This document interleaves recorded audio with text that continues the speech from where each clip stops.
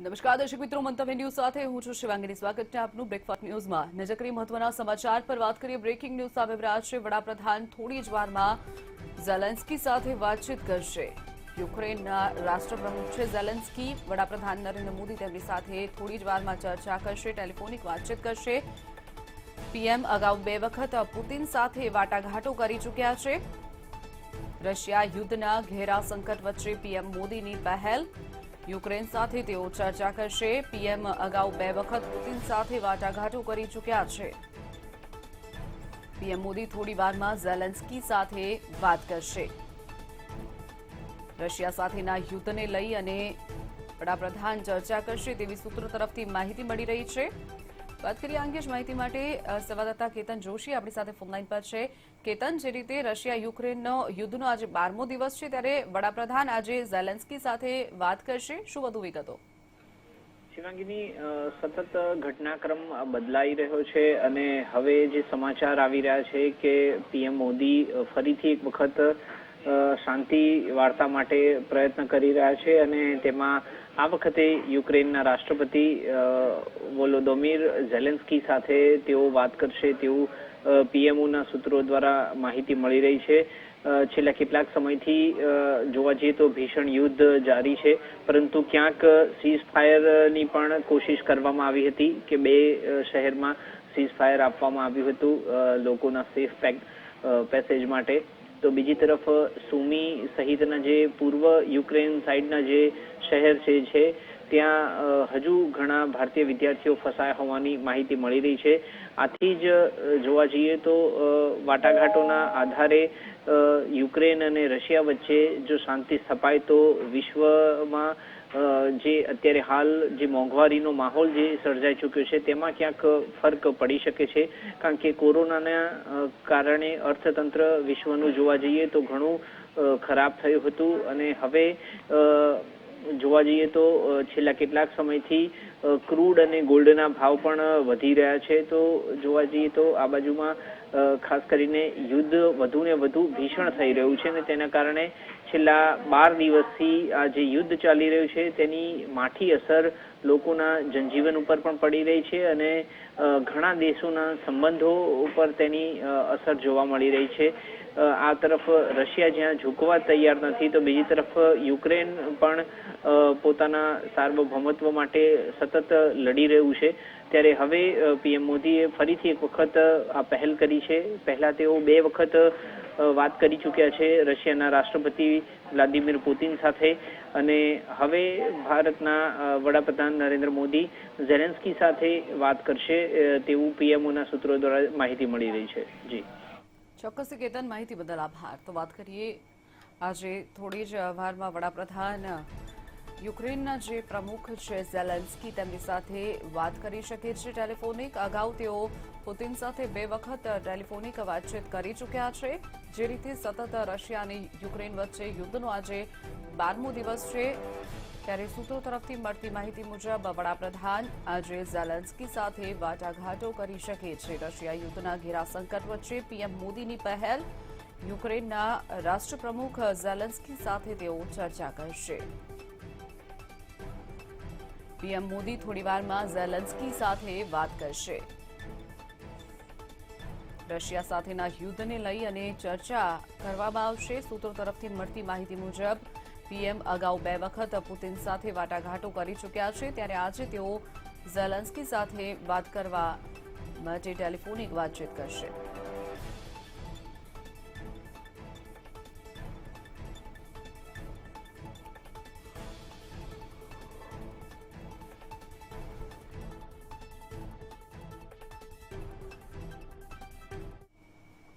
તો વાત કરીએ રશિયા અને યુક્રેન વચ્ચે જે રીતે યુદ્ધનો આજે 12મો દિવસ છે, ત્યારે રશિયાએ દાવો કર્યો છે કે યુક્રેનના તમામ લડાકુ વિમાનો તોડી પાડ્યાનો રશિયાએ દાવો કર્યો છે. સતત આજે 12મો દિવસ છે. યુક્રેનના તમામ લડાકુ વિમાનો નષ્ટ કર્યા હોવાનો રશિયા દાવો કરી રહ્યું છે.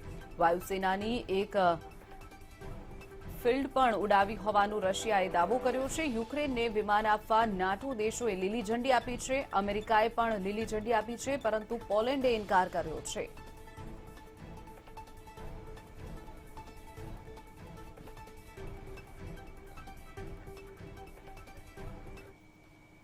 તો જે રીતે સતત યુદ્ધ હજુ પણ ચાલી રહ્યું છે તેની વચ્ચે ક્રૂડ ઓઇલના ભાવમાં તોતિંગ વધારો નોંધાયો છે. ક્રૂડ ઓઇલ ભાવનો વધારો થયો છે. ક્રૂડ ઓઇલના ભાવમાં તોતિંગ વધારો થયો છે. પ્રતિ બેરલ ક્રૂડનો ભાવ $130 પાર પહોંચ્યો છે. વૈશ્વિક બજારમાં ક્રૂડમાં આગ ઝરતી તેજી જોવા મળી રહી છે. 14 વર્ષની ઊંચી સપાટીએ ક્રૂડ ઓઇલ પહોંચ્યું છે.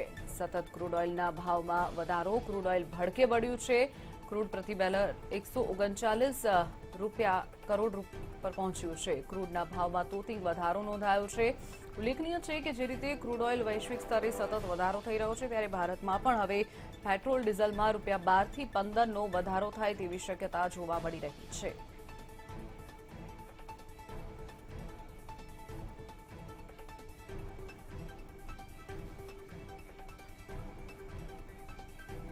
આગળ વાત કરીએ બ્રેકિંગ ન્યૂઝ સામે રહ્યા છે. ભરૂચ તરફથી ભરૂચમાં લક્ઝરી બસને અકસ્માત નડવાનો મામલો સામે આવ્યો છે. ભરૂચમાં એક લક્ઝરી બસને અકસ્માત નડ્યો છે. ઝઘડિયાના રતનપુર નજીક લક્ઝરી બસને અકસ્માત નડ્યો છે. લક્ઝરી બસ નાણાની રેલિંગ સાથે ટકરાઈ ગઈ હતી. જીઆઈડીસીના કર્મચારીઓને લઈ અને આ લક્ઝરી બસ જઈ રહી હતી જેમાં અકસ્માત સર્જાયો હતો. બસમાં 2 વ્યક્તિ ફસાઈ જતા પતરા કાપી અને બહાર કાઢવામાં આવ્યા છે. લક્ઝરી બસને અકસ્માત નડવાનો મામલો ભરૂચમાં સામે આવ્યો છે. ભરૂચમાં લક્ઝરી બસને અકસ્માત નડ્યો હતો. ઝઘડિયાના રતનપુર નજીક અકસ્માતનો બનાવ સામે આવ્યો હતો. રેલિંગમાં એકાએક આ લક્ઝરી બસ ઘૂસી ગઈ હતી તો બીજી તરફ 2 વ્યક્તિ લક્ઝરી બસમાં ફસાયા હતા. જીઆઈડીસીના કર્મચારીઓને લઈ અને આ બસ જઈ રહી હતી ત્યારે આ અકસ્માત સર્જાયો હતો જેમાં 2 વ્યક્તિ ફસાયા હતા જેમાં પતરા કાપી અને આ બંને વ્યક્તિને બહાર કાઢવામાં આવ્યા હતા. સમગ્ર ઘટનામાં 7 થી વધુ લોકો ઈજાગ્રસ્ત થયા છે. ઈજાગ્રસ્તોને હાલ સારવાર માટે હોસ્પિટલમાં ખસેડવામાં આવ્યા છે. લક્ઝરી બસ નાણાની રેલિંગ સાથે ટકરાઈ ગઈ હતી. જીઆઈડીસીના કર્મચારીઓને લઈ અને આ બસ જઈ રહી હતી ત્યારે આ અકસ્માત સર્જાયો હતો.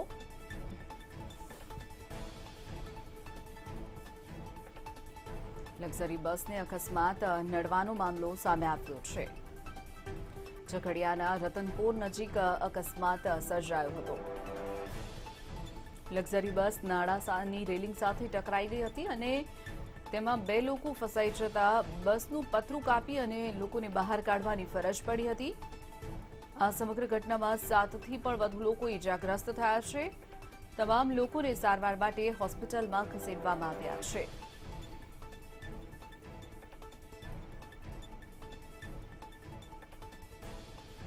ભરૂચના ઝઘડિયામાં લક્ઝરી બસને અકસ્માત નડવાનો બનાવ સામે આવ્યો છે.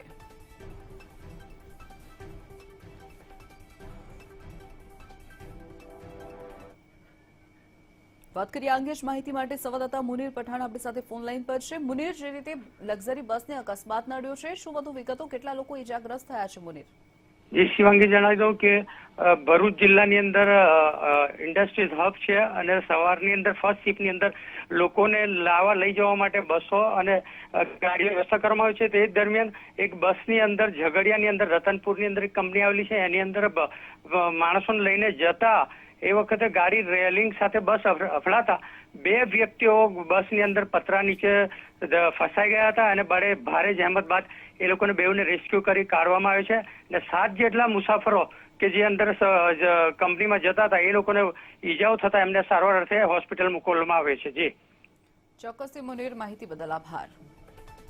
વાત કરીએ ભરૂચના ઝઘડિયામાં જીઆઈડીસી પાસેનો આ બનાવ સામે આવ્યો છે. જીઆઈડીસી વિસ્તારમાં એક લક્ઝરી બસને અકસ્માત નડ્યો હતો જેમાં 2 વ્યક્તિઓ જીઆઈડીસીમાં જઈ રહ્યા હતા. તેઓ પણ આ ઈજાગ્રસ્ત થયા હતા. કુલ 7 લોકો ઈજાગ્રસ્ત હતા. તેમને હોસ્પિટલમાં ખસેડવામાં આવ્યા છે. જે લોકો ઈજાગ્રસ્ત થયા હતા તેમને હોસ્પિટલ ખસેડાયા છે.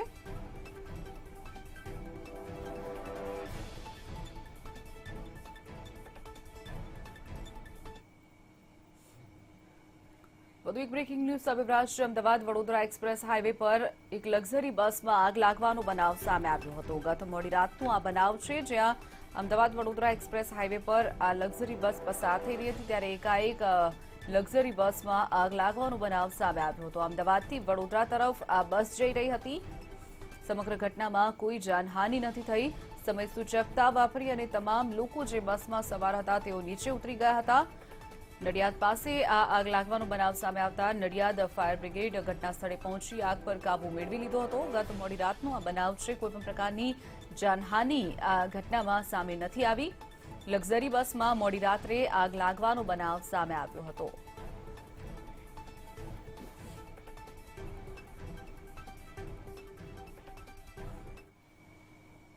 આગળ વાત કરીએ વધુ એક બ્રેકિંગ ન્યૂઝ સામે આવી રહ્યા છે. અમદાવાદ તરફથી અમદાવાદના ઘાટલોડિયા વિસ્તારમાં મહિલા પર એસિડ એટેકનો બનાવ સામે આવ્યો છે. અમદાવાદના ઘાટલોડિયામાં મહિલા પર એસિડ એટેક થયો હતો. બાઇક પર આવેલા શખ્સોએ એસિડ એટેક કર્યો હતો. મહિલાના મોઢા પર એસિડ છાંટી અને શખ્સો ફરાર થયા હતા. ત્યારે પોલીસ આ બંને શખ્સોને ઝડપી પાડવા માટે ચક્રો ગતિમાન કર્યા છે. મહિલાને સારવાર માટે સોલા સિવિલ હોસ્પિટલ ખાતે ખસેડવામાં આવી છે.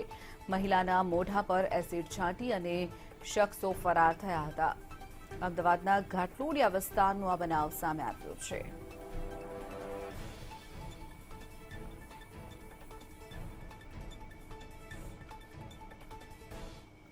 વધુ એક મહત્વપૂર્ણ સમાચાર સુરત તરફથી. સુરતમાં ગ્રીષ્મા હત્યા કેસનો જે બનાવ સામે આવ્યો હતો ત્યારે હત્યારા ફેનિલને આજે કોર્ટમાં રજૂ કરવામાં આવશે. આરોપી હત્યારો ફેનિલને આજે કોર્ટમાં રજૂ કરાશે. ગ્રીષ્મા હત્યા કેસના મામલે આ કેસ જે છે તે ફાસ્ટ ટ્રેકમાં ચલાવવામાં આવી રહ્યો છે. ડે ટુ ડે તેની ઉપર તપાસ શરૂ કરી દેવામાં આવી છે. સમગ્ર કેસ કોર્ટમાં હવે ડે ટુ ડે ચાલી રહ્યો છે. અત્યાર સુધીમાં 58 સાક્ષીઓની સરોલત તપાસ કરી દેવામાં આવી છે. બીજી તરફ ઘટના સ્થળે હાજર લોકોના આજે નિવેદન લેવામાં આવશે. ગ્રીષ્મા હત્યા કેસનો મામલો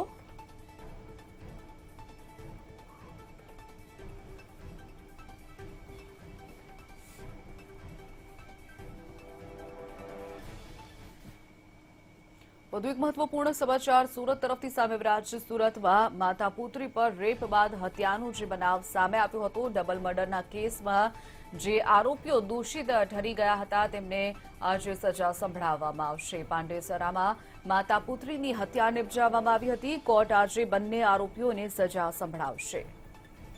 4 દિવસ પૂર્વે કોર્ટે બંને આરોપીઓને દોષિત જાહેર કર્યા હતા. ત્યારે આજે બંને દોષિતોને સજા સંભળાવવામાં આવશે. હત્યા કરી અને લાશ જાડી ઝાંખરામાં ફેંકી દેવામાં આવી હતી. માતા પુત્રીની હત્યા નિપજાવવાનો જે મામલો સામે આવ્યો હતો. ડબલ મર્ડર કેસમાં 2 આરોપીઓને આજે કોર્ટ સજા સંભળાવશે. પાંડેસરામાં માતા પુત્રીની ઉપર પહેલા રેપ બાદ હત્યા કરી અને જાડી ઝાંખરાઓમાં માતા પુત્રીને ફેંકી દેવામાં આવ્યા હતા. અમદાવાદ ક્રાઇમ બ્રાન્ચે આ સમગ્ર ઘટનાને ઉકેલી કાઢી હતી અને જે બંને આરોપી છે તેને 4 દિવસ અગાઉ જ કોર્ટે દોષિત જાહેર કર્યા છે. ત્યારે આ બંનેને આજે સુરત કોર્ટ સજા સંભળાવશે.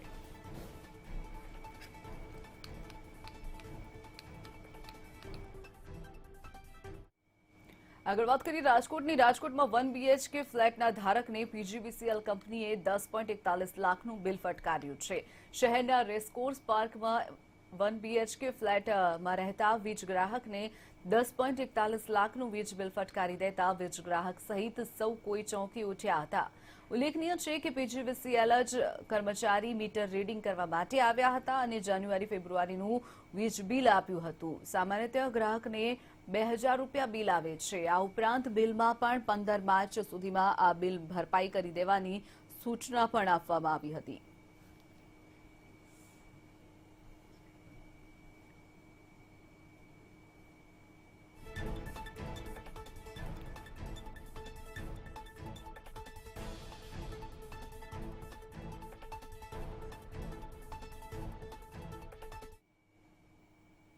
વધુ એક મહત્વપૂર્ણ સમાચાર ગાંધીનગર તરફથી. ગાંધીનગર વિધાનસભામાં આજે જે રીતે બજેટ સત્ર ચાલી રહ્યું છે તેમાં આજે બજેટ સત્રનો 4થો દિવસ. ગૃહમાં અનેક મુદ્દાઓ પર ચર્ચા કરવામાં આવશે. આજે 12 વાગ્યે વિધાનસભામાં સત્ર મળશે. રાજ્યપાલના સંબોધન પર ચર્ચા થશે. પ્રથમ 1 કલાક પ્રશ્નોત્તરી ચાલશે. ત્યારબાદ શિક્ષણ, વન અને પર્યાવરણ વિભાગની પ્રશ્નોત્તરીમાં તમામ મુદ્દાઓને આવરી લેવામાં આવશે. મહિલા અને બાળ કલ્યાણની પણ પ્રશ્નોત્તરી ગૃહમાં આજે મૂકવામાં આવશે. આદિજાતિ વિકાસ વિભાગની પણ પ્રશ્નોત્તરી આજે ચાલશે. પ્રથમ 1 કલાક પ્રશ્નોત્તરી કાળ ચાલશે. રાજ્યપાલના સંબોધન પર પણ ચર્ચા કરવામાં આવશે. પ્રથમ 1 કલાક પ્રશ્નોત્તરી ચાલશે. ત્યારબાદ વિપક્ષ સરકારને ઘેરવાનો પ્રયાસ કરશે. ગુજરાતમાં અલગ અલગ મુદ્દાઓ જે રીતે સામે આવી રહ્યા છે, ખેડૂતોનો મુદ્દો હોય, બેરોજગારીનો હોય, આ તમામ મુદ્દાઓને લઈ અને સાથે જ જે પેપર ફૂટવાના મામલાઓ સામે આવ્યા છે, આ તમામ બાબતોને લઈ વિપક્ષ ક્યાંક ને ક્યાંક સરકારને ઘેરવાનો પ્રયાસ કરશે. પ્રથમ 1 કલાક પ્રશ્નોત્તરી ચાલશે. વિધાનસભામાં જે રીતે સત્ર ચાલી રહ્યું છે, આજે સત્રનો ચોથો દિવસ, 31 માર્ચ સુધી આ સત્ર મળવાનું છે. મહિલા અને બાળ કલ્યાણની પ્રશ્નોત્તરી ને આજે આવરી લેવામાં આવશે. આદિજાતિ વિકાસ વિભાગની પ્રશ્નોત્તરી લેવામાં આવશે.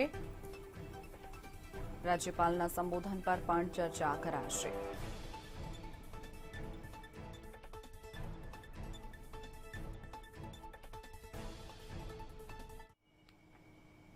અમદાવાદમાં પાટીદાર અનામત આંદોલન સમિતિની બેઠક મળી હતી. આ બેઠક બાદ પાસ કન્વીનર અલ્પેશ કથિરિયાએ સરકારને અલ્ટિમેટમ આપ્યું છે, જેમાં આગામી 23 માર્ચ સુધી પાટીદાર પર થયેલા કેસ પરત નહીં ખેંચાય તો ફરી આંદોલન કરવાની ચીમકી ઉચ્ચારાઈ છે. બેઠકમાં કોંગ્રેસ નેતા હાર્દિક પટેલ, આપ નેતા ગોપાલ ઇટાલિયા, પાસ કન્વીનરો અને પાટીદાર આગેવાનો હાજર રહ્યા હતા. મહત્વનું છે કે મુખ્યમંત્રી ભૂપેન્દ્ર પટેલ પાટીદારો પર થયેલા કેસો પરત ખેંચવા માટે 3 મહિનાનું આશ્વાસન આપ્યું હતું, પરંતુ જે સમય પૂર્ણ થતા રાજ્યમાં આગામી વિધાનસભાની ચૂંટણી પહેલા સરકારને ઘેરવા પાટીદાર સમિતિએ મોરચો માંડ્યો છે. એક આંદોલનની શરૂઆત કરી રહ્યા છીએ. તમામ રાજ્યમાંથી જેટલા પણ યુવા સાથીઓ આવ્યા તો તમામ લોકોની આક્રમકતા, યુવાનોનો જોશ આજ પણ સમાજના હિત માટે અકબંધ છે અને સૌ લોકોએ નક્કી કર્યું છે કે અલ્પેશ કથિરિયાના નેતૃત્વમાં આંદોલનને આગળ વેગવંતુ બનાવવામાં આવશે. રાજકીય રીતે આંદોલન આગળ વધે એ માટેના સંપૂર્ણ અમે તકેદારી રાખીશું. 23 માર્ચ પછીની બાબતમાં પ્રાથમિક, તાલુકા અને જિલ્લા લેવલે કલેક્ટર અને મામલતદારને આવેદનની પ્રક્રિયા અને ત્યાર પછીના તબક્કામાં સભા, સર્કસ અને તાલુકા અને જિલ્લા મથકે રેલીઓનું આયોજન કરીશું. આ પછી જો કંઈ પણ સરકારશ્રી દ્વારા સ્ટેપ નહીં લેવાય તો એ પછીના પણ કાર્યક્રમો જાહેર કરવામાં. આગળ વાત કરીએ, વધુ એક બ્રેકિંગ ન્યૂઝ સામે રહ્યા છે. ગુજરાતમાં આજે કેટલાક વિસ્તારોમાં માવઠું પડી શકે છે. દક્ષિણ ગુજરાતમાં માવઠાની શક્યતા હવામાન વિભાગે વ્યક્ત કરી છે. રાજ્યમાં આજે કેટલાક વિસ્તારોમાં માવઠું પડી શકે છે. હવામાન વિભાગે દક્ષિણ ગુજરાતમાં માવઠાની આગાહી વ્યક્ત કરી છે. ડાંગ, ભરૂચ, સુરત, વલસાડ, દમણ સહિત કેટલાક જિલ્લાઓમાં વરસાદ વરસી શકે છે. માવઠાની આગાહી હવામાન વિભાગે વ્યક્ત કરી છે. માવઠાની આગાહીને કારણે ધરતીપુત્રોની ચિંતામાં વધારો થયો છે. વધુ એક વખત ખેડૂતોને માવઠાનો માર પડી શકે છે. ઉલ્લેખનીય છે કે એક તરફ અત્યારે ડબલ સિઝન ચાલી રહી છે. સવારે અને મોડી રાત્રે લોકો ઠંડીનો અનુભવ કરી રહ્યા છે, તો દિવસ દરમિયાન ગરમીનો અનુભવ કરી રહ્યા છે. ઉનાળાની હજુ શરૂઆત પણ નથી થઈ. તેની વચ્ચે માવઠાની આગાહી જે રીતે કરવામાં આવી છે, ખેડૂતોની ચિંતામાં પણ વધારો થયો છે. ખેડૂતોના પાકને નુકસાન થવાની ભીતિ સેવાઈ રહી છે. વધુ એક વખત ખેડૂતોને માવઠાનો માર પડી શકે છે.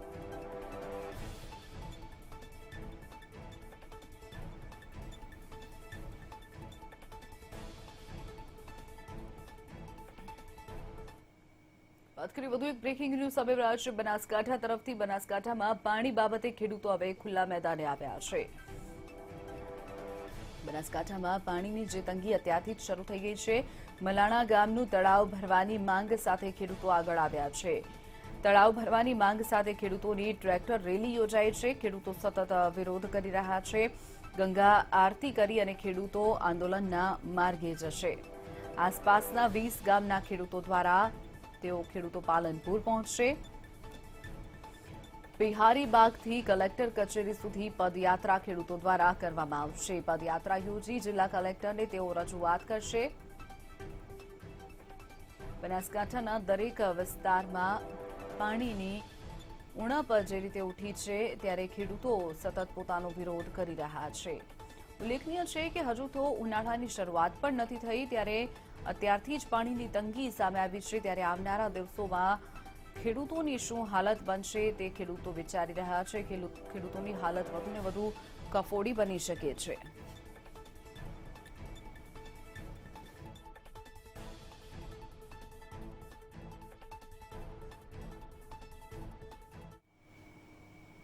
તો આ તરફ સુરતમાં પણ ખેડૂતોનો વિરોધ સામે આવ્યો છે. જમીન સંપાદનને લઈ અને ખેડૂતો સતત પોતાનો વિરોધ દર્શાવી રહ્યા છે.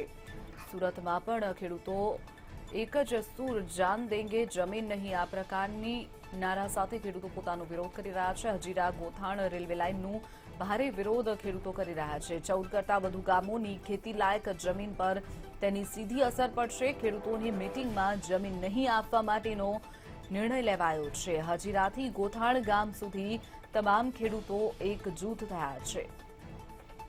14 ગામોના ખેડૂતોને સીધી અસર તેની પડશે. ગુજરાત ખેડૂત સમાજના નેજા હેઠળ આ નિર્ણય લેવામાં આવ્યો છે. આગામી 11 માર્ચના રોજ ખેડૂતો મહારેલી યોજશે. 14 ગામના ખેડૂતો એક થઈ અને આ રેલી યોજવાના છે. તેઓ સતત વિરોધ કરી રહ્યા છે. ઉલ્લેખનીય છે કે જે જમીન સંપાદનનો મામલો છે, જે રેલવેની લાઇન નાખવાની બાબત છે, તેને લઈ અને ખેડૂતો વિરોધ કરી રહ્યા છે. તેમની જમીનને તેની સીધી અસર થશે. ખેતીલાયક આ જમીન છે, ત્યારે 14 ગામોના ખેડૂતોની જમીન આ રેલવે લાઇનમાં જાય તેવી શક્યતા છે, જેના કારણે મહારેલીનું આયોજન ખેડૂતો દ્વારા કરવામાં આવ્યું છે.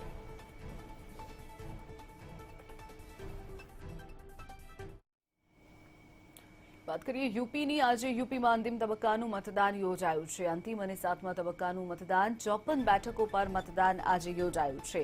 સવારના 7 વાગ્યાથી સાંજે 6 વાગ્યા સુધીનો મતદાનનો સમય છે, ત્યારે તમામ લોકો પોતાના મતાધિકારનો ઉપયોગ કરી રહ્યા છે.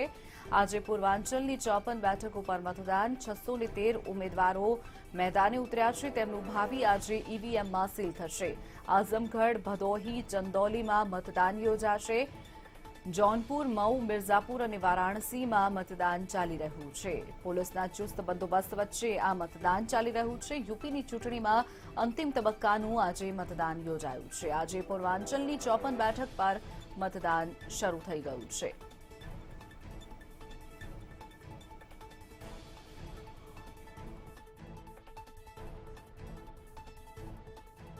ભદોહી અને ચંદૌલી, જૌનપુર, મऊ, મિર્ઝાપુર અને વારાણસીમાં મતદાન ચાલી રહ્યું છે.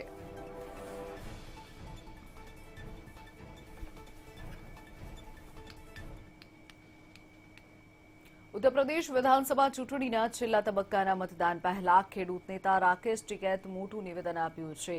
તેમણે મતગણતરીમાં મોટા પાયે ગોટાળો થવાની સંભાવના વ્યક્ત કરી છે. ઓછામાં ઓછી 70 બેઠકો ગુમાવનાર ઉમેદવારને જીતનું પ્રમાણપત્ર આપવામાં આવી શકે છે. ભાજપ પર આક્ષેપ કરતા તેમણે કહ્યું કે મતગણતરીમાં ભાજપ ગડબડ કરી શકે છે. વધુમાં તેમણે કહ્યું ઓછામાં ઓછી 70 સીટો જીતવાની તૈયારી થઈ રહી છે. તેમજ મતદારોને અપીલ કરાઈ રહી છે કે મતગણતરીની એક રાત પહેલા મતગણતરીના સ્થળની આસપાસ એકઠા થઈ જાઓ. તમારી દેખરેખ હેઠળ મતગણતરી કરાવો. ખેડૂતોને 9મી અને 10મી માર્ચ રજાના દિવસે ગણતરીના સ્થળે ધ્યાન રાખવા માટે કહેવામાં આવ્યું છે. મહત્વનું છે કે ઉત્તર પ્રદેશ વિધાનસભાની ચૂંટણી 7 તબક્કામાં યોજાઈ છે. અત્યાર સુધીમાં 6 તબક્કાનું મતદાન થઈ ચૂક્યું છે. 7મા અને અંતિમ તબક્કા માટે સોમવારે 7 માર્ચે મતદાન થશે. તમામ તબક્કાની મતગણતરી એક સાથે 10 માર્ચે થશે.